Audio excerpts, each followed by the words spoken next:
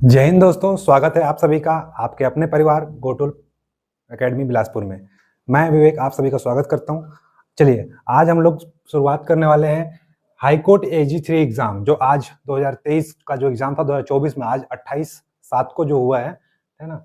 आज उस पे कंप्यूटर के जो दो सेक्शन थे, उसमें एक था इंग्लिश का सेक्शन जो कि 25 क्वेश्चन थे, और एक था कंप्यूटर का सेक्शन। उस कंप्यूटर के सेक्शन का सोल्यूशन हम लोग आज क्या यहाँ पे करने वाले हैं, जो कि आपके आगामी हॉस्टल वार्डन एग्जाम के लिए बहुत महत्वपूर्ण टॉपिक है। आज का जो क्वेश्चन का लेवल है, आप देख के समझ सकते हो कि आगामी हॉस्टल वार्डन एग्जाम में कैसे क्वेश्चन पूछे जा सकते हैं या पूछे जाने की संभावना है। आज का जो टॉपिक था और आज का जो कंप्यूटर का जो क्वेश्चन का लेवल था, उससे आपको समझ में आ जाएगा कि हॉस्टल वार्डन के एग्जाम में कैसे आ रहा है, आपको कैसे स्ट्रेटजी बनाना है, क्या पढ़ना है ना। वो सारे क्वेश्चन का यहाँ पे सोल्यूशन देखेंगे। तो जो भी आप ऑनलाइन देख रहे हैं, इस वीडियो को ज़्यादा से ज़्यादा शेयर कीजिएगा, बनाने में बहुत मेहनत लगी है। चलिए शुरुआत करते हैं आज से। देखिए, फर्स्ट क्वेश्चन आज का था ALU का पूरा नाम क्या है। मैं क्लास में चिल्ला चिल्ला के बताया था कि ALU का पूरा नाम क्या है, अरिथमेटिक एंड लॉजिकल यूनिट। ठीक है, तो इसका आंसर क्या हो जाएगा, arithmetic and logical unit, D. ठीक है, नेक्स्ट क्वेश्चन।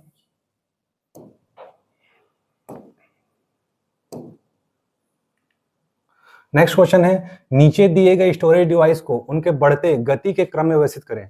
ठीक है, ये भी मैं आपको क्लास में पढ़ा चुका हूँ। ठीक है, जब मेमोरी डिवाइस आपका पढ़ा रहा था उस समय में बताया था। तो सबसे फास्ट मेमोरी क्या होता है बताया था, रजिस्टर होता है। रजिस्टर के बाद आपका क्या आएगा, रैम आएगा, है ना, सॉरी कैश मेमोरी आएगा।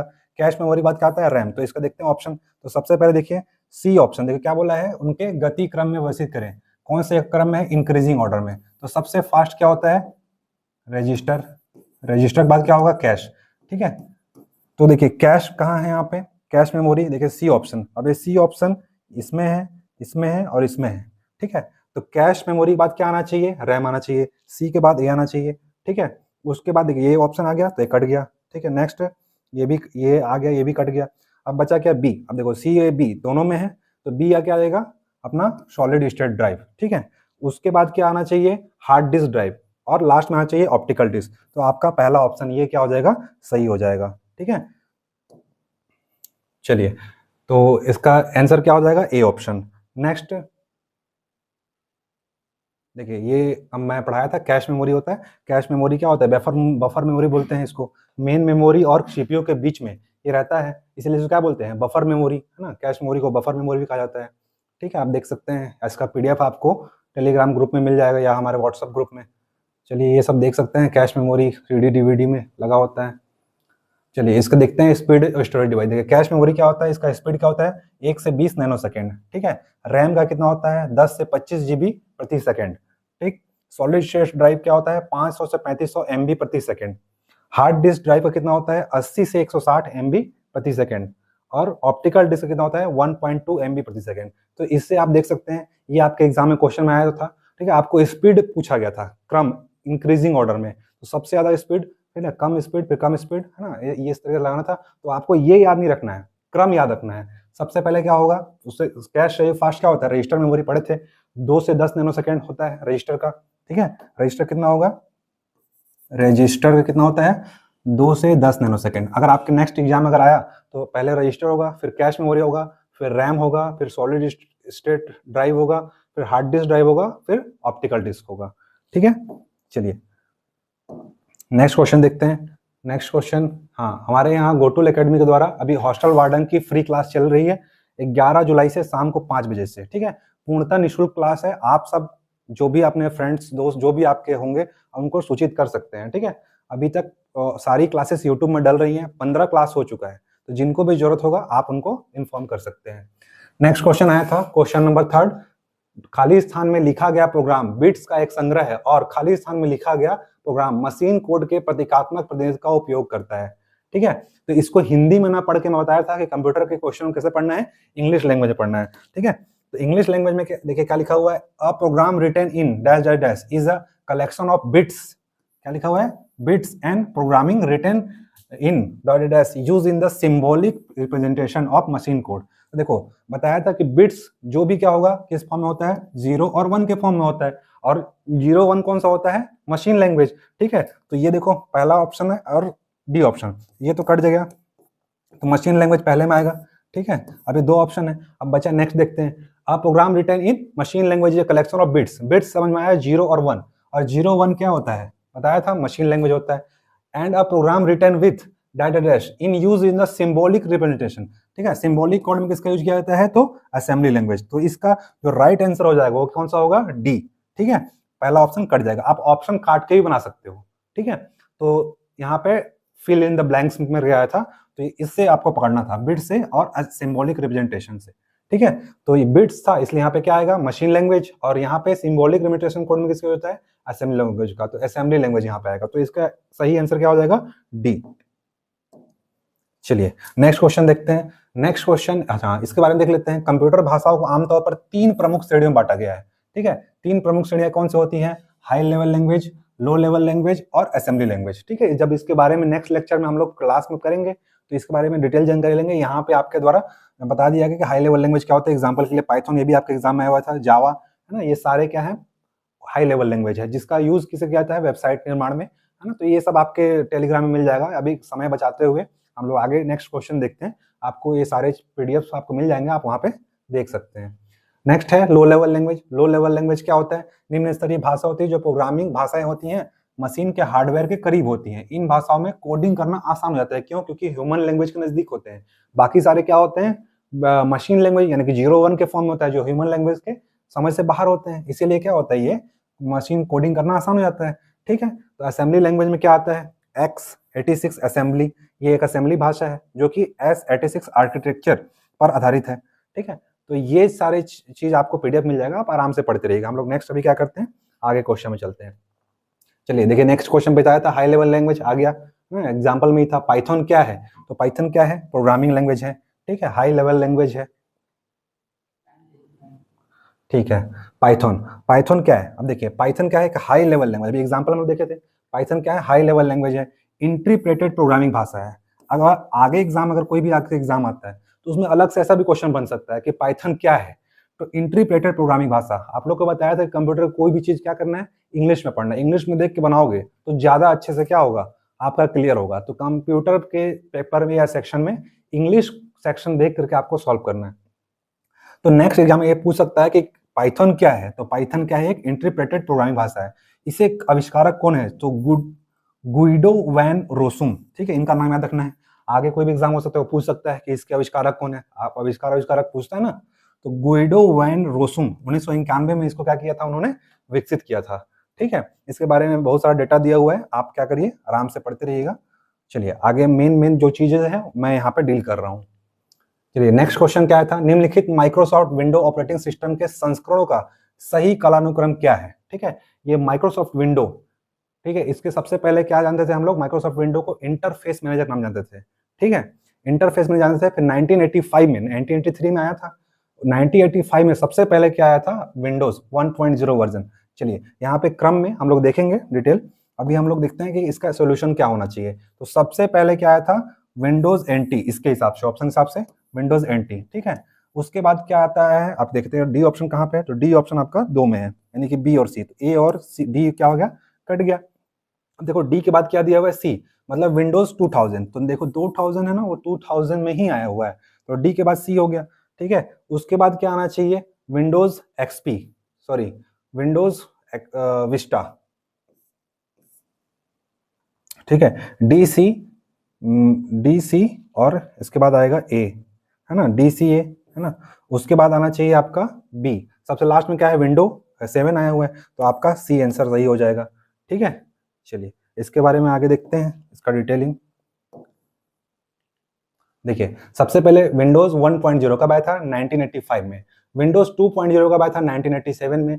विंडोज 2.1 1988 में। अपने को याद रखना है, अपने को याद रखना है, ये 1985 में आया था। पहले इसका नाम क्या था पूछेगा तो इंटरफेस मैनेजर था, ठीक है। फिर 3.0 कब आया था, 1990 में, ठीक। उसके बाद सबसे पहले क्या आया, उसके बाद एनटी। तो विंडोज 1.0 बाद सीधे क्या था, एनटी, जो आपके ऑप्शन में दिया हुआ था। उसके बाद एनटी के बहुत सारे वर्जन थे, 3.1, है ना, एनटी। फिर उसके बाद क्या आएगा, विंडो 95 आया था, है ना, 95, तो 95 में ही आया था, ठीक। उसके बाद सीई 1.0 ये कब आया था, 96 में आया था। 98 देखो 98 में आया था, ठीक है। उसके बाद 2.0 सीई का 1 पॉइंट वर्जन क्या आया था, 96 में, और 2 पॉइंट वर्जन आया था 97 में, ठीक है। फिर आपका 2000 जो था वो 99 में आया था, और मिलेनियम, विंडोज मिलेनियम कब आया था? 2000 में। तो ये सारे इसके वर्जन हैं जो आप यहाँ से देख के पढ़ सकते हो, है ना। एक्सपी कब आया था? 2001 में। फिर विंडो विस्टा आया था एक्सपी के बाद 2006 में। फिर विंडोज 7 कब आया था? 2009 में। 7 9 में आया है, 8 12 में आया है, ठीक है। जो कुछ कुछ जो सेम है, देखो 98 में है, 95 में है, तो इसको रटने की आवश्यकता नहीं है आपको। मिलेनियम, है ना, मिलेनियम वर्ष है ना, 2000 में आया था विंडो मिलेनियम वर्जन, 2000 में आया था, और 2099 में आया था। ये थोड़ा सा डिफरेंट है, जिसको थोड़ा थोड़ा याद कर लेना है। शुरू के 2 4 याद करना है, और बाद के जो याद करना है, बाकी सब तो बीच का है। और ये जो 95 में 95 में है, 98 में है, इसको याद रखना है आपको। मिलेनियम 2000 में आया है, और 2099 में आया है, 79 में आया हुआ है, ठीक है। एक्सपी और विस्टा याद कर लीजिएगा, यहाँ यहीं से क्वेश्चन बन जाते हैं, ठीक है। आपके एग्जाम में यहीं से क्वेश्चन बन जाते हैं, और देखो यहीं से क्वेश्चन आया हुआ था ऑप्शन में, तो ऑप्शन आप इसको देख लो, यहाँ से बन जाएगा आपका सारा क्वेश्चन। बस विंडो 1.0 वर्जन याद रखना है, एनटीयू याद रखना है ना, मिलेनियम वर्जन याद रखना है, 2000 वर्जन रखना है, एक्सपी विस्टा और 7, ठीक है। आगे के जो वर्जन है वो आपको बीच के ऑप्शन काट के बना सकते हो आप। चलिए आगे नेक्स्ट क्वेश्चन देखते हैं। नेक्स्ट क्वेश्चन, हाँ, हमारे द्वारा हॉस्टल वार्डन का टेस्ट सीरीज चल रहा है। अभी 4 टेस्ट सीरीज, नेक्स्ट अभी 4 ऑफलाइन में और ऑनलाइन में 4 टेस्ट सीरीज हो चुका है। कल हमारा नेक्स्ट 5वां टेस्ट सीरीज 5वां क्रम का है। तो इसमें कितने हैं? 16 टेस्ट है, 111 रुपया इसका ऑनलाइन फीस है, जबकि 99 क्या है? ऑनलाइन फीस है। ऑनलाइन हमारे एप्लीकेशन में, हमारा एप्लीकेशन है गोटुल कोचिंग क्लासेस करके, यूट्यूब प्ले स्टोर में आपको मिलेगा, वहां से जा करके आप स्टोर से परचेज कर सकते हैं जितने को भी दिलाना होगा। और ऑफलाइन हमारे सेंटर में आ सकते हैं, ऑफलाइन एडमिशन जारी है, हमारे पास लिमिटेड सीट है, तो ज़्यादा से ज़्यादा आप अपने दोस्तों को शेयर कर दीजिए, ज़्यादा से ज़्यादा नहीं, 18-20 सीट बचा हुआ है, हम लोग लिमिटेड सीट रखे हुए हैं। चलिए नेक्स्ट क्वेश्चन देखते हैं। सुपर कंप्यूटर गति, इसको भी मैं आपके क्लास के लेक्चर में बता चुका हूँ। सुपर कंप्यूटर गति किसमें मापी जाती है? तो कई बार बताया हूँ कि फ्रंटियर सबसे फास्टेस्ट सुपर कंप्यूटर है, जिसकी गति एक्सा फ्लॉप्स में है। तो फ्लॉप्स में मापी जाती है। फ्लॉप्स का फुल फॉर्म क्या होता है? फ्लोटिंग पॉइंट ऑपरेशन पर सेकंड। तो इसमें आपका ये क्वेश्चन भी आया हुआ था, फ्लॉप्स, है ना, फ्लॉप्स दिया हुआ है। फ्लॉप्स मतलब क्या होता है? फ्लोटिंग पॉइंट ऑपरेशन पर सेकंड, ठीक है। आईपीसी की क्या होता है? इंच पर सेकंड। एमआईपीएस, मिप्स और बिप्स बताया था कि जनरल जो हम सब कंप्यूटर यूज करते हैं पीसी, उसको किस में आते हैं? मिप्स और बिप्स में। मिप्स मतलब मिलियन इंस्ट्रक्शन पर सेकंड, और बी फॉर बिलियन इंस्ट्रक्शन पर सेकंड, है ना। और जीपीएस मतलब ग्लोबल पोजिशनिंग सिस्टम, जो जीपीएस हम लोग यूज करते हैं आज मोबाइल में, है ना, वही वाला है। तो सबका फुल फॉर्म भी एग्जाम में पूछा जाता है, तो आपको फुल फॉर्म भी यहाँ पे दे दिया गया है, फुल फॉर्म भी रट लीजिएगा, और आपके नेक्स्ट एग्जाम में हो सकता है यहाँ से क्वेश्चन बन सकता है। तो याद रखिएगा, सुपर कंप्यूटर किसमें आते हैं? फ्लॉप्स में। और फ्लॉप्स का फुल फॉर्म क्या होता है?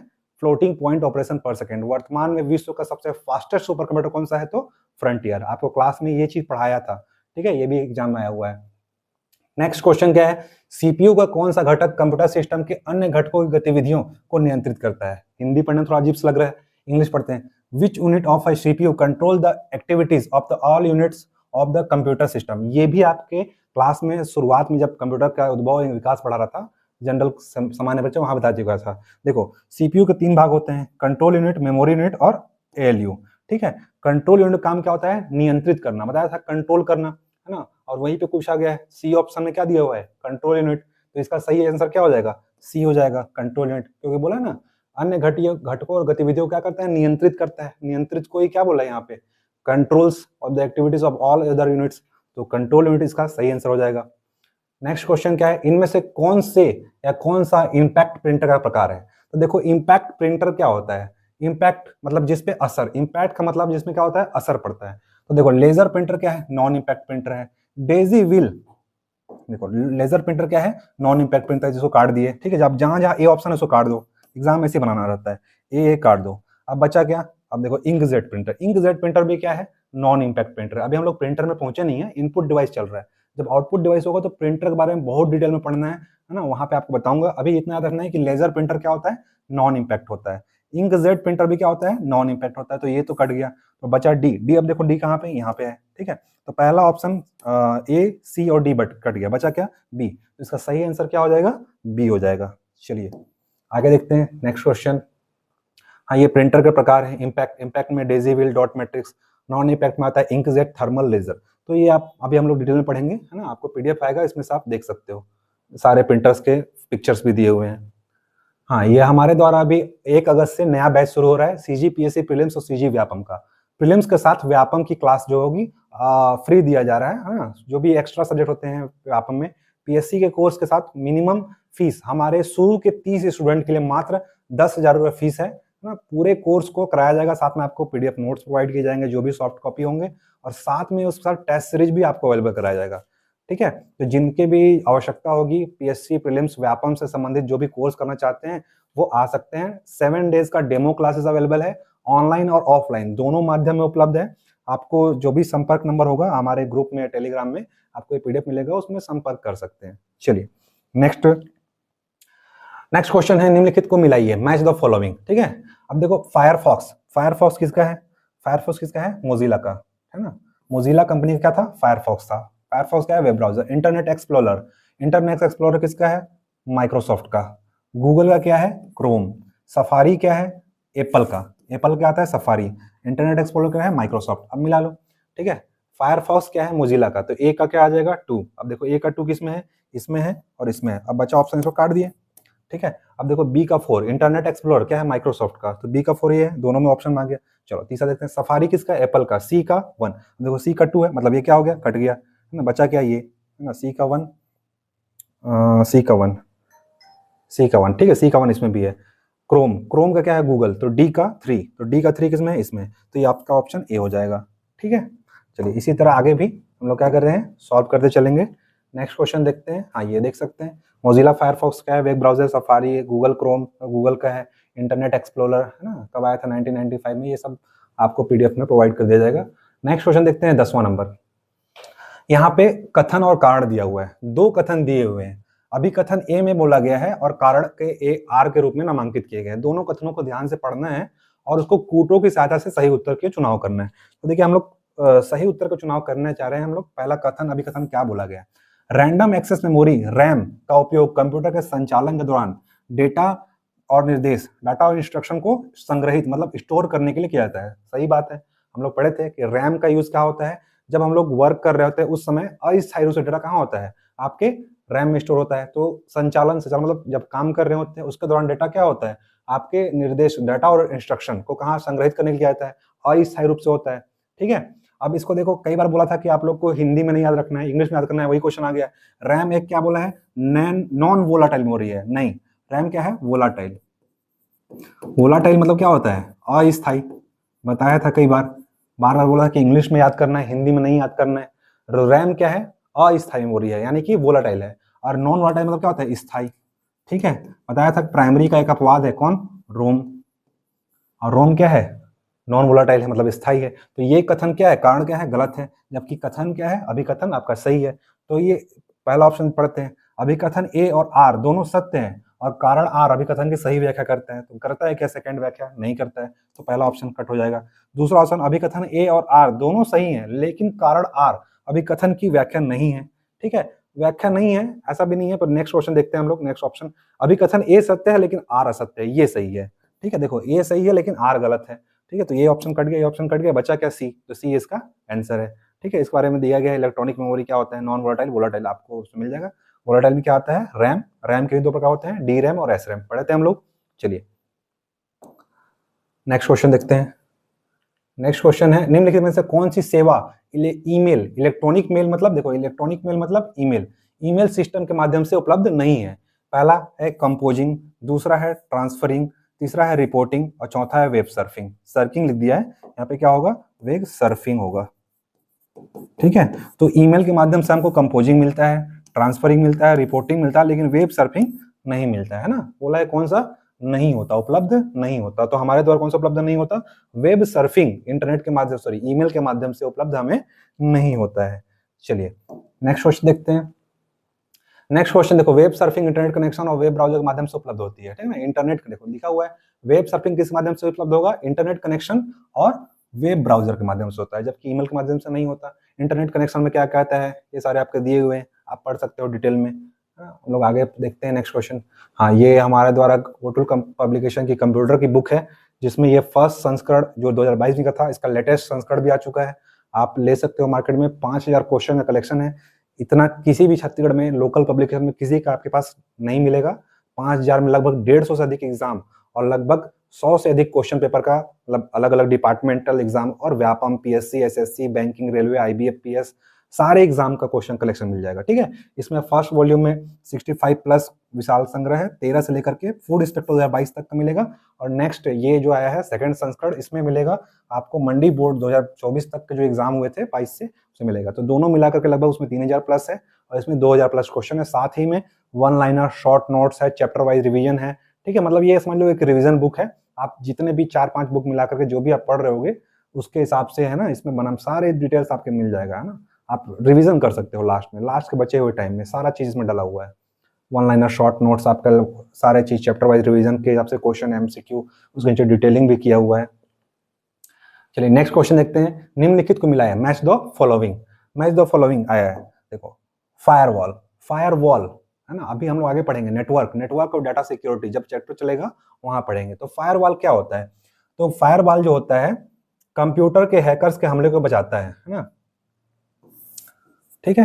तो ए का ऑप्शन क्या हो जाएगा? 4। अब देखो ए का 4 कहाँ है? ए की ऑप्शन बचा है। चलिए दूसरा देखते हैं, निम्डा क्या है? निम्डा क्या है? कंप्यूटर वायरस है ना। निम्डा क्या है? कंप्यूटर वायरस है। तो ए का 4 और बी का 3, तो यही से एक क्वेश्चन आपका बन गया। देखो ए का 4, बी का 3। देखो सी का 1, टेलनेट क्या है? टेलनेट क्या है? दूसरे कंप्यूटर से कनेक्ट करने के लिए एक प्रोटोकॉल है। तो अलग से भी इंडिविजुअल क्वेश्चन बन सकते हैं, ऐसा नहीं है कि मैच द फॉलोइंग आ गया, आगे कोई भी नेक्स्ट एग्जाम आएगा तो टेलनेट से अलग से क्वेश्चन पूछ सकता है। निम्डा क्या है ना। फायरवॉल क्या है? माइक्रोसॉफ्ट एज क्या है? माइक्रोसॉफ्ट बताया था वेब ब्राउजर है, अभी हम लोग पढ़े थे पीछे। क्वेश्चन सही के एक क्वेश्चन आ गया आपका। तो ये आपका सही आंसर क्या हो जाएगा? बी हो जाएगा। एक ही ऑप्शन है, एक ऑप्शन आपको पता होगा, तो ऐसा ही कोई ऑप्शन नहीं था जिससे आपको समझ में ना आए। चलिए नेक्स्ट क्वेश्चन देखते हैं। इसके बारे में डिटेल दिया गया है, फायरवॉल, निंडा क्या है, टेलनेट क्या है, माइक्रोसॉफ्ट क्या है, ये सारे आप यहाँ से आप इसका नोट्स देख सकते हैं। हाँ, सारा चीज आपको मिल जाएगा पीडीएफ में। नेक्स्ट क्वेश्चन है, स्प्रेडशीट में कौन सी शॉर्टकट की का उपयोग सर्च बॉक्स या फाइंड बॉक्स और रिफ्लेक्स बॉक्स डायलॉग बॉक्स को खोलने के लिए किया जाता है? तो ये रटने वाला चीज है, इसका आंसर क्या आ जाएगा? सी हो जाएगा। केवल ए और सी। ए शिफ्ट प्लस F5 और C control F। F for find dialog box होता है और शिफ्ट प्लस F5। इसका यूज किसके लिए किया जाता है? इसका यूज किया जाता है फाइंड डायलॉग बॉक्स खोलने के लिए, सर्च बॉक्स और find dialog box, search box या फाइंड और रिफ्लेक्स डायलॉग बॉक्स खोलने के लिए किया जाता है। तो दोनों का यूज किया जाता है, ए और सी। इसका सही आंसर क्या हो जाएगा? केवल सी, ए और सी यूज हो जाएगा, ठीक है। चलिए नेक्स्ट क्वेश्चन देखते हैं। वीडियो फाइलों को संचित करने के लिए निम्नलिखित में से कौन सा फाइल फॉर्मेट का उपयोग नहीं किया जाता? ठीक है, तो वीडियो फाइल क्या बोला है? वीडियो फाइल, ठीक। वीडियो फाइल के लिए क्या होता है?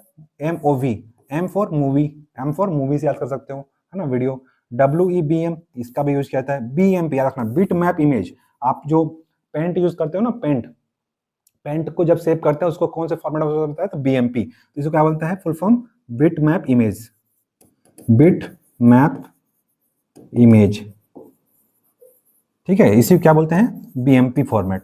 तो ये ऑप्शन जो था ये इमेज का फॉर्मेट था। बाकी FLV है ना, ये भी क्या है? मूवी का है। V फॉर वीडियो, यहाँ पे M for movie, video, V, इससे आप जा सकते हो M for movie, movie, movie. लेकिन ये BMP मतलब क्या होता है? बिट मैप इमेज का फुल फॉर्म। तो ये इमेज फॉर्मेट है ना। तो इसके लिए कौन सा बोला है? उपयोग नहीं किया जाता। तो नहीं कौन सा किया जाता है? BMP, बाकी सब किया जाता है। इसका सही आंसर क्या हो जाएगा? सी। देखो MOV का फुल फॉर्म क्या है? Quick time movie. WEBM क्या है? वेब मीडिया, वेब मीडिया है ना, M फॉर मीडिया। BMP क्या है? Bit map image. और FLV क्या है? फ्लैश वीडियो, ठीक है। तो ये सारे क्या है? तीनों वीडियो फॉर्मेट है, MOV, WBM और FLV। तो BMP क्या है यहाँ पे? इमेज फॉर्मेट है, ठीक है। पेंट में यूज होता है, पेंट को जब आप सेव करोगे तो कौन से फॉर्मेट में आएगा? BMP, है ना। चलिए नेक्स्ट क्वेश्चन देखते हैं। नेक्स्ट क्वेश्चन आया था, निम्न में से कौन सा एंटीवायरस सॉफ्टवेयर नहीं है? देखो एंटीवायरस सॉफ्टवेयर पूछ रहे हैं, तो देखो एंटीवायरस अवीरा, देख सकते हो यहाँ पे सारे एंटीवायरस का दिया हुआ है नाम। अवीरा एंटीवायरस है, कास्पर स्काई एंटीवायरस सॉफ्टवेयर है, नॉर्टन क्या है? एंटीवायरस सॉफ्टवेयर है, जबकि ओरेकल क्या है? DBMS है, ठीक है। डाटाबेस मैनेजमेंट सिस्टम RDBMS में आता है, ठीक है, RDBMS। तो ये क्या है? Database management. जबकि एंटीवायरस सॉफ्टवेयर, ये एंटीवायरस सॉफ्टवेयर नहीं है, जबकि ये तीनों क्या है? एंटीवायरस सॉफ्टवेयर है। एंटीवायरस के नाम दिए हुए हैं और भी बहुत सारे एंटीवायरस का नाम हमारे बुक में आपको मिल जाएगा। लगभग जितने भी लेटेस्ट अभी आ सकते हैं तो उसका नाम शायद आप गूगल में सर्च कर लेना, पर जितने भी लगभग एंटीवायरस होते हैं सारे एंटीवायरस का नाम आपको यहाँ भी दिया हुआ है और हमारे बुक में भी आपको मिल जाएगा। एक ही जगह पूरा डिटेल दिया हुआ है, एंटीवायरस है ना, वायरस, वेब ब्राउजर, कौन सा सर्च इंजन, कौन सा है, कंफ्यूजन होता है, एक ही जगह दिया हुआ है ना। वॉल्यूम 1 में आपको सारा चीज मिलेगा उसमें, शॉर्ट नोट्स में। चलिए नेक्स्ट क्वेश्चन देखते हैं। नेक्स्ट क्वेश्चन आया है, ऑडियो के भंडार के विकास को कैसे कीजिए। तो ऑडियो के भंडार जैसे शुरुआत कैसे हुआ, arrange of evolution of audio storage, audio storage का शुरुआत कैसे कैसे हुआ, ठीक है, इसको हमको अरेंज करना है। तो याद रखिएगा कि सबसे पहले क्या आया था, एडिसन सिलेंडर रिकॉर्ड, ठीक है। उसके बाद क्या आया था, रील टू मैग्नेटिक टेप। तो देखते हैं ऑप्शन क्या आ जाएगा, सी ऑप्शन। ये देखो पहला ऑप्शन सी, केवल सी में ही है, शुरुआत यहीं से। सिर्फ आपको एक याद होना चाहिए था इस क्वेश्चन के लिए। अगर एक भी याद होता तो क्या आप बना सकते थे, क्योंकि सारे क्वेश्चन में है ही नहीं। पहला ऑप्शन ही क्या है, सी, और सी के ऑप्शन में पहला सी क्या है, एडिसन सिलेंडर रिकॉर्ड। सबसे पहले आया था एडिसन सिलेंडर रिकॉर्ड। उसके बाद क्या आया था आपका, ए फॉर क्या है, फ्लैट विनाइल रिकॉर्ड, ठीक है। उसके बाद क्या आएगा, रील टू मैग्नेटिक टेप। फिर डी में क्या आएगा, कैसेट टेप। उसके बाद क्या आएगा, डी बी सी डी। अब देखो सी डी क्या है, वर्तमान जनरेशन, फोर्थ फिफ्थ जनरेशन का है ना ऑडियो स्टोरेज डिवाइस है। और सबसे पहले क्या आया था, एडिसन सिलेंडर रिकॉर्ड।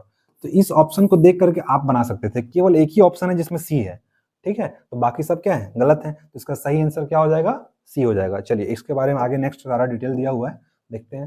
देखो ये क्या है, ये सी डी है ना, FLV है, रील टेप, ये जो हम लोग पहले बचपन में रील लेके आते थे, ठीक है। मैग्नेटिक टेप लगा हुआ है, क्लास से पढ़ाया था आपको कि इसमें आयरन ऑक्साइड का लेयर चढ़ा होता है ना। ये देखो एडिशन रिकॉर्ड है, रिकॉर्डर है, ठीक है, ये FLV है। तो ये सारे चीज़ दिए हुए हैं यहाँ पे। CD का ये भी क्वेश्चन आया हुआ था आपके एग्जाम में, CD की स्टोरेज कैपेसिटी कितनी होती है, 700 MB, ठीक है। इसके अलावा मंडी बोर्ड या सहायक सहकारिता के एग्जाम में ये भी पूछा गया है कि सबसे पहले CD बनाने वाली कंपनी कौन थी, तो सोनी कंपनी थी, ठीक है।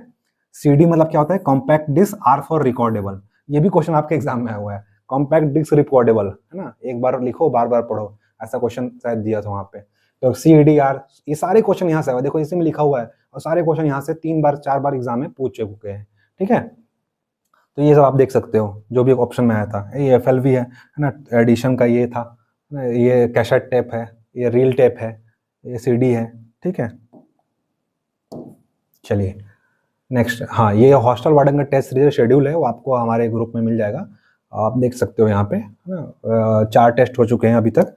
फर्स्ट कंप्यूटर हो चुका है, हिंदी हो चुका है, कंप्यूटर 2 हो चुका है, इंग्लिश हो चुका है। कल जो है गणित का क्वेश्चन यूनिट 1 और यूनिट 2 का और 29 को टेस्ट है ना।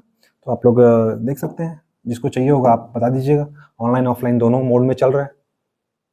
चलिए नेक्स्ट क्वेश्चन है 17, नीचे दिए गए अभिकथन, फिर से आ गया कारण कथन, ए और आर के लिए सही विकल्प चुनिए। अभिकथन ए में क्या बोला गया है कि एक वेब ब्राउजर यूजर और विश्वव्यापी वेब के बीच एक इंटरफेस के माध्यम से कार्य करता है, ठीक है। और नेक्स्ट कथन दो ये बोला गया है, एक उपयोगकर्ता बनाए गए वेब पेजों पर लिंक का उपयोग करके फाइल फोल्डर्स वेबसाइट को नेविगेट कर सकता है। तो अभिकथन और कारण को समझना है और उसके हिसाब से आंसर लेना है। तो पहला क्वेश्चन बोला गया कि एक वेब ब्राउजर यूजर और विश्वव्यापी यानी कि वर्ल्ड वाइड वेब के बीच एक इंटरफेस के रूप में कार्य करता है, सही कथन है ना। दूसरा क्या है, एक यूजर बनाए गए वेब पेजों पर लिंक का उपयोग, लिंक आता है उसका यूज करके फाइल फोल्डर्स और वेबसाइट को नेविगेट करता है, ठीक है। तो दोनों कथन क्या लग रहा है हमको, सही लग रहा है। अभिकथन ए और अभिकथन आर दोनों ही सही हैं, और कारण आर अभिकथन ए की सही व्याख्या भी कर रहा है, ठीक है। तो इसका आंसर ए होना चाहिए, ठीक है। चलिए नेक्स्ट क्वेश्चन देखते हैं, कौन सा डिवाइस MS ऑफिस में काम करने के लिए उपयोग में नहीं किया जाता। अब देखो MS ऑफिस, माइक्रोसॉफ्ट ऑफिस में 4 पैकेज होते हैं ना, Word, Excel, PowerPoint, Access. तो उसमें क्या यूज होता है, स्कैनर का यूज होता है, माउस का यूज होता है, लाइट पेन का यूज होता है, जबकि जॉयस्टिक का यूज नहीं होता है। जॉयस्टिक का यूज क्या के लिए होता है, गेमिंग खेलने के लिए, देख रहे हो बचपन में सभी लोग खेले होंगे, ठीक है। ये जॉयस्टिक है हैंडल वाला। ये सारे दोनों डिवाइस क्या है, जॉयस्टिक के एग्जाम्पल है, और ये आपके एग्जाम में पूछा गया था। और इसका यूज क्या होता है, गेमिंग खेलने के लिए, है ना। बॉल लगा होता है, यहाँ पे हैंडल लगा होता है, यहाँ पे भी बटन लगा होता है। जॉयस्टिक के माध्यम से क्या कर सकते हो आप, कंट्रोल कर सकते हो गेमिंग को। तो गेमिंग के लिए क्या होता है, जॉयस्टिक का यूज होता है। चलिए नेक्स्ट क्वेश्चन देखते हैं। नेक्स्ट क्वेश्चन क्या है, नेक्स्ट क्वेश्चन ये देखो, माउस है ना, स्कैनर है। स्कैनर क्या काम करता है, document, file, diagram, picture, book, story book, ये सबको स्कैन करने का काम करता है। ये क्या है, लाइट पेन है, ड्राइवर लाइसेंस बनवाने गए होंगे तो क्या करेगा, लाइट पेन, लाइट पेन का यूज करके आप साइन किए होगे। चलिए नेक्स्ट क्वेश्चन है, जीमेल में संदेश और अटैचमेंट को गोपनीय रूप से भेजने के लिए केवल कंप्यूटर निम्नलिखित चरणों को व्यवस्थित कीजिए। तो ये क्वेश्चन आप पढ़ोगे तो खुद समझ में आएगा, है ना। इसमें कोई ऐसा कोई बात ही नहीं था जिसमें आपको समझ में नहीं आए। सबसे पहले क्या बोला था, ये देखो क्रम दिया हुआ है, इसको सजाना बस हमको।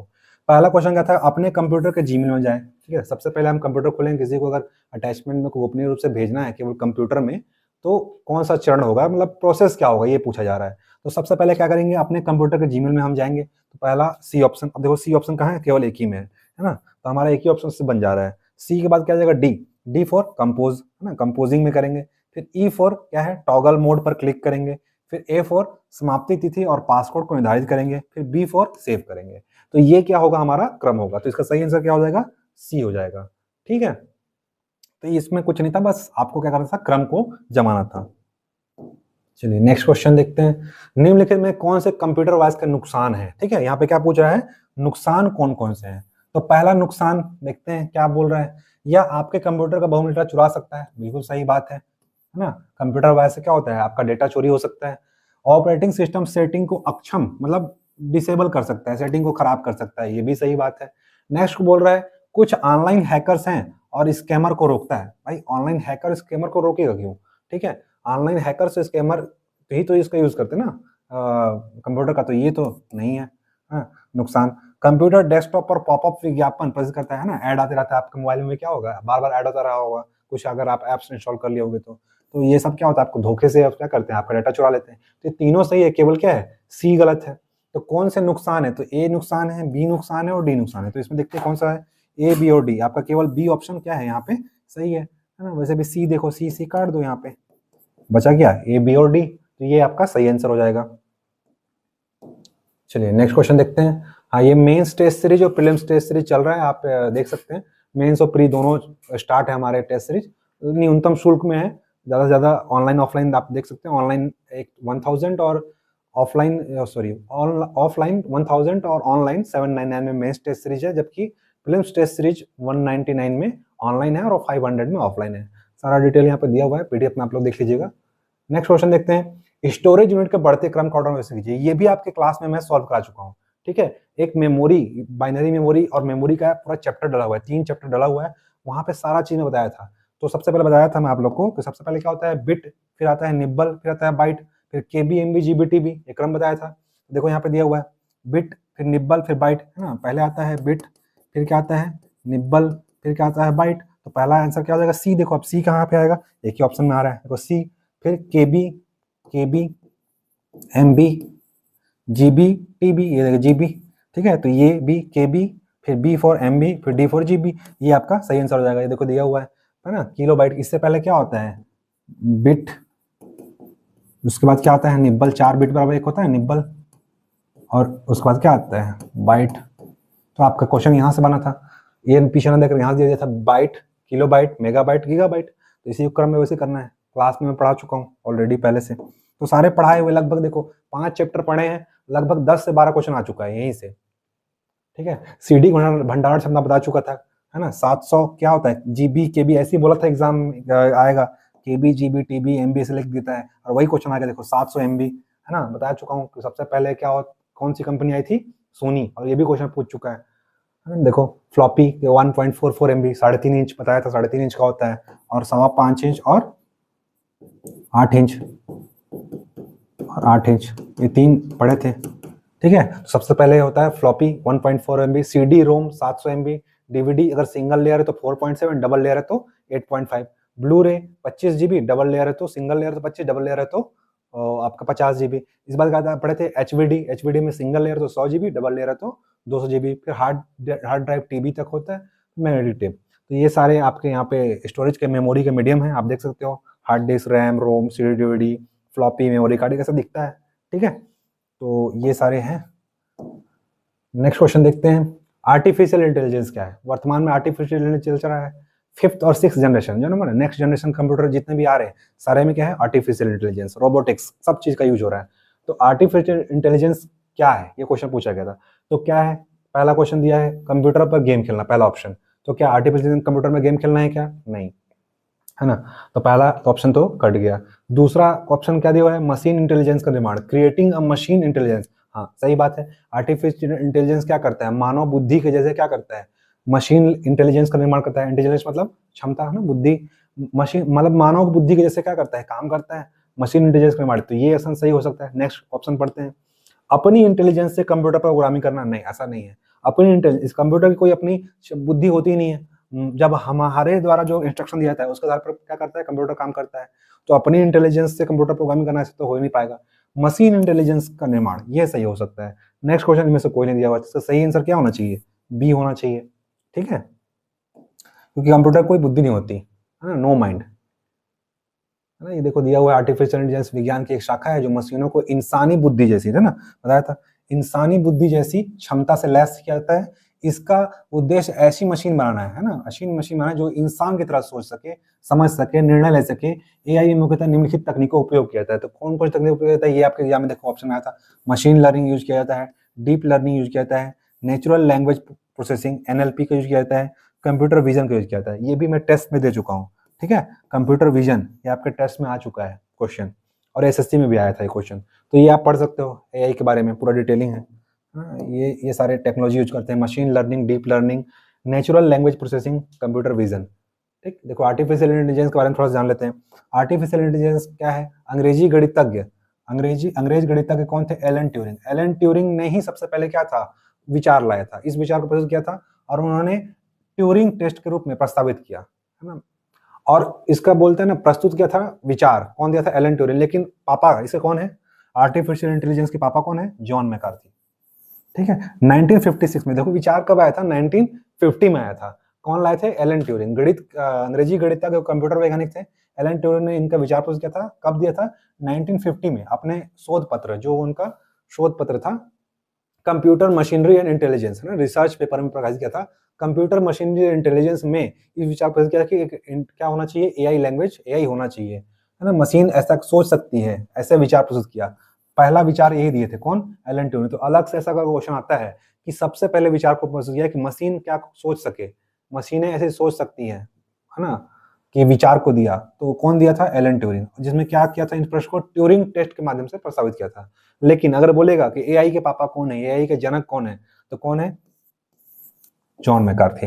इन शब्द का, एआई शब्द का पहली बार उपयोग कौन किया था? Dart mouth. देखो माउथ से क्या करते हैं, शब्द का प्रयोग करते हैं ना, तो आर्टिफिशियल शब्द का पहली बार प्रयोग कौन किया था? डार्ट माउथ सम्मेलन में किया गया था। और इस सम्मेलन का आयोजन कौन किए थे? जॉन मैकार्थी, है ना। इसलिए जॉन मैकार्थी क्या बोलते हैं? आर्टिफिशियल इंटेलिजेंस के पापा कहे जाते हैं या फिर जनक कहे जाते हैं। तो डार्ट माउथ सम्मेलन में हुआ था आर्टिफिशियल इंटेलिजेंस शब्द का पहली बार प्रयोग, और किया कौन था? John McCarthy. है बहुत सारे लोग, लेकिन आपको जॉन मैकार्थी का नाम याद रखना है, और 1956 ये डेट याद रखना है। जॉन मैकार्थी हैं, मॉर्विन मिन्स्की हैं, नथनियल रोचेस्टर हैं, ऐसे बहुत सारे लोग हैं, ठीक है। ये एआई के लिए सम्मेलन हुआ था 1956 में, ठीक। तो आपने को याद रखना है, एलन ट्यूरिंग को याद रखना है, विचार प्रस्तुत किया सबसे पहले आर्टिफिशियल इंटेलिजेंस, जो कि मशीन ऐसा सोच सके मनुष्य के जैसी। और दूसरा जो है आपका जॉन मैकार्थी, जो इस शब्द का पहली बार प्रयोग किया, आर्टिफिशियल इंटेलिजेंस, कृत्रिम बुद्धिमत्ता इसको हिंदी में बोलते हैं, ठीक है, हिंदी में है तो कृत्रिम बुद्धिमत्ता। तो 1956 में जॉन मैकार्थी को याद रखना है आपको, इसके जनक कहे जाते हैं। चलिए नेक्स्ट क्वेश्चन देखते हैं। नेक्स्ट क्वेश्चन है 24वां नंबर, इनमें से कौन सा सर्च इंजन नहीं है? देखो सर्च इंजन कौन सा नहीं है, तो इन्फोसिक। इन्फोसिक में क्या है? 1994 में आया था, ठीक है। गूगल 1998 में आया था, ठीक है। इंटरनेट एक्सप्लोरर क्या है? 1995 में आया था, सब बारे में पढ़े, पहले देख लेते हैं। ये भी अल्टा विस्टा 1995 में आया था, ठीक है। तो इसमें से इन्फोसिक एक सर्च इंजन है, इंटरनेट एक्सप्लोरर क्या है? वेब ब्राउजर है। पीछे हम लोग देखे थे अभी, गूगल क्या है? सर्च इंजन है, अल्टा विस्टा सर्च इंजन है। अब बोला कौन सा सर्च इंजन नहीं है, तो कौन सा नहीं है? सी नहीं है, ए, बी और डी है। अब देखो ए है क्या? नहीं। डी है क्या? नहीं, है ना। ए और सी है क्या? नहीं, ठीक है, केवल सी। तो इसमें क्या हो जाएगा? Internet explorer. इंटरनेट एक्सप्लोरर क्या है? वेब ब्राउजर है, ठीक है, ब्राउजर है, ठीक। हम लोग पीछे देखे हैं इंटरनेट एक्सप्लोरर, पीछे भी क्वेश्चन आ चुका है। इंटरनेट एक्सप्लोरर क्या है? वेब ब्राउजर है, मैच दो कॉलम में आया हुआ था। तो यहाँ से आपका आप देख सकते हो कि ये 24 क्वेश्चन में से 2-3 क्वेश्चन तो सेम क्वेश्चन में ही मिल गया आपको आंसर उसका, है ना। तो इंटरनेट एक्सप्लोरर क्या है? Web browser. इसका आंसर क्या हो जाएगा? सी। आप काट के बना सकते थे, ठीक है। एक इन्फोसिक में डाउट था, तो इन्फोसिक याद रखना है, इन्फोसिक 1994 में आया था, ठीक है। ये क्या है? एक सर्च इंजन है। इन्फोसिक क्या है? सर्च इंजन है। गूगल सर्च इंजन है। अल्टा विस्टा भी क्या है? सर्च इंजन है। चलिए नेक्स्ट क्वेश्चन और लास्ट क्वेश्चन देखते हैं आज का, आज के एग्जाम का। ये देखो सारे सर्च इंजन हुए। देखो इन्फोसिक क्या है? इन्फोसिक क्या है? सर्च इंजन है। सक्सेसर go.com इसका आता है, एरिया जो अमेरिकी है ना, याद रखना है। Infosys also known as, sorry, Infosys also known as big yellow. Infosys को अगर आगे एग्जाम में अगर कोई पूछा इसको किस नाम जाना जाता है, इसको बिग येलो के नाम से भी जाना जाता है। ये क्या है? एक अमेरिकन इंटरनेट सर्च इंजन है। कब आया था? 1994 में आया था, स्टीव किर्स्ट ने लाया था, है ना, इसके आविष्कारक कौन है?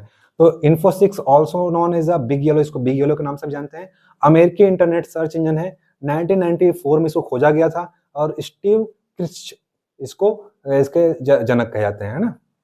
तो याद रखना है, इसका ऑनर है डिज्नी इंटरैक्टिव, वो सब उतना याद रखना है, आपको याद रखना है 1994 में आया था, है ना।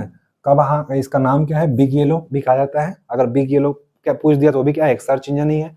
इन्फोसिक को बिग येलो के नाम से जानते हैं। अमेरिका इंटरनेट सर्च इंजन है, 1994 में आया था, ठीक है। स्टीव किर्स्ट इसके क्या है?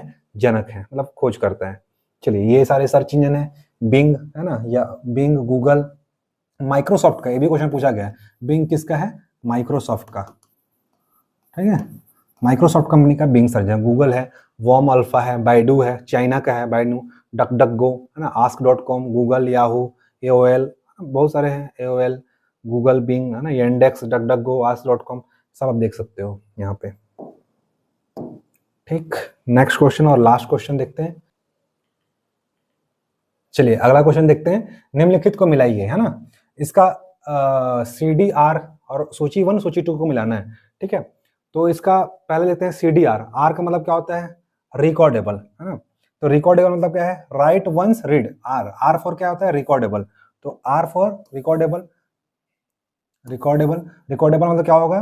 देखो इसका ऑप्शन देखो, ए का 1 है, ए का 1 है, ए का 3, ए का 3। अब देखते हैं पहला ऑप्शन क्या है। CDR मतलब क्या होता है? रिकॉर्डेबल, मतलब एक बार रिकॉर्ड कर सकते हैं, उसमें चेंज नहीं कर सकते। तो राइट वंस, एक बार लिख सकते हैं, लेकिन मैनी टाइम्स उसको पढ़ सकते हैं। इसको क्या बोलते हैं? CDR मतलब write once read many time CD, ठीक है। तो ये देखो पहला ऑप्शन क्या है? ए का 1 है, ए का 1 है, तो ए क्या हो जाएगा? ए का 1 हो सकता है, तो बी और सी और डी तो होगा नहीं, ठीक है। फिर नेक्स्ट क्या है? DVD रोम। DVD रोम क्या है? बताया था। रोम क्या हो सकता है? रोम एक ऐसी मेमोरी होती है, स्थायी मेमोरी होती है, जिसमें मैन्युफैक्चरिंग कंपनी बटा डाल देती है, फिर उसको बर्न कर देती है, उसमें दोबारा उसमें आप चेंजेस नहीं कर सकते, है ना, उसमें कोई ना चेंज कर सकते हो, ना उसमें कोई चीज आप डिलीट कर सकते हो। तो रोम क्या हो जाएगा? A read only DVD memory is used to store and the permanently which can not be change, ठीक है, आपको बताया था। इसको हम लोग जानबूझ के इंग्लिश में रखे हैं ताकि आपके समझ में आए, हिंदी में उतना समझ में नहीं आता है। तो एक रीड ओनली DVD मेमोरी है जिसको यूज कर सकते हैं स्टोर करने के लिए, मतलब राइट करने के लिए और रीड करने के लिए फाइल को परमानेंटली। जैसे आपके मोबाइल में कुछ फोन्स होंगे या कुछ एप्लीकेशंस होंगे जिसमें आप चेंजेस नहीं कर सकते, जो आपकी कंपनी द्वारा डाल दिया, जो भी आप मोबाइल कंपनी को यूज कर रहे हो, चाहे आपके लैपटॉप या PC जो भी आप यूज कर रहे होंगे, कंपनी द्वारा बना दिया जाता है, एक बार डाल दिया जाता है, जिसमें यूजर उसमें कोई चेंजेस नहीं कर सकता, ठीक है। तो विच कैन नॉट बी चेंज, इसका आंसर क्या हो जाएगा? DVD रोम। तो बी का आंसर क्या हो जाएगा? 4। अब देखो बी का आंसर 4 किसमें है? तो बी ऑप्शन में है, तो ये ऑप्शन बी क्या होगा? हट गया। तो बचा क्या? अब सी का 3। अब CDRW, RW मतलब क्या पढ़े हैं? रीराइटेबल, मतलब एक बार लिखो, रीराइट मतलब दोबारा लिख सकते हो, चेंज कर सकते हो। तो CDRW। अब सी का क्या दिया हुआ है? 3 ऑप्शन। रीराइटेबल, सॉरी सी, इसे यहाँ पे है, ये is a read write compact disc. CD मतलब कॉम्पैक्ट डिस्क होता है, is a read write compact disc, है ना। CDRW मतलब क्या होगा? Is a read write compact disc, मतलब रीड कर सकते हो या राइट कर सकते हो। और DVD RW मतलब क्या हो जाएगा? DVD RW मतलब हो जाएगा rewritable DVD and can be erase and change. Rewrite का ही मतलब होता है कि आप इरीज कर सकते हो, चेंज कर, री राइट मतलब दोबारा आपको उसमें क्या कर सकते हो? लिख सकते हो, री राइट, है ना, री राइटेबल DVD। और इसमें क्या लिखा है? CDRW is a read write compact disc, है ना। रीड राइट का ही मतलब होता है, RW का ही मतलब होता है कि उसमें आप क्या कर सकते हो? चेंज कर सकते हो, इरेज कर सकते हो। इसका सही आंसर क्या हो जाएगा? बी हो जाएगा। ए का 1, बी का 4, सी का 3 और डी का 2। तो ये लास्ट क्वेश्चन था आज हमारा, है ना। ये क्वेश्चन आपके एग्जाम में आया हुआ है, देखो मैं मेमोरी में भी पढ़ाया था, आपके 2-3 दिन पहले ही क्लास लिया हूँ इसका, ठीक है। तो सही आंसर बी हो जाएगा। चलिए, लास्ट क्वेश्चन था और आज हमारा यहीं पे क्लास क्या होता है? समाप्त होता है। हमारे द्वारा अभी देखो RRB NTPC जो मैथ्स और रीजनिंग का जो न्यू बैच है वो 1 अगस्त से शुरू हो रही है, इवनिंग के 6:30 बजे और मॉर्निंग के 10 AM में। आप आ सकते हो डेमो लेने। आपका बहुत बहुत स्वागत है हमारे कोचिंग में। Thank you so much. आप सभी से अनुरोध है, कृपया अगर आपको ये वीडियो अच्छा लगा हो तो like, comment, share and subscribe करें और अपने दोस्तों को ज़्यादा से ज़्यादा क्या करें? शेयर करें। Thank you so much. जय हिंद दोस्तों, जय छत्तीसगढ़।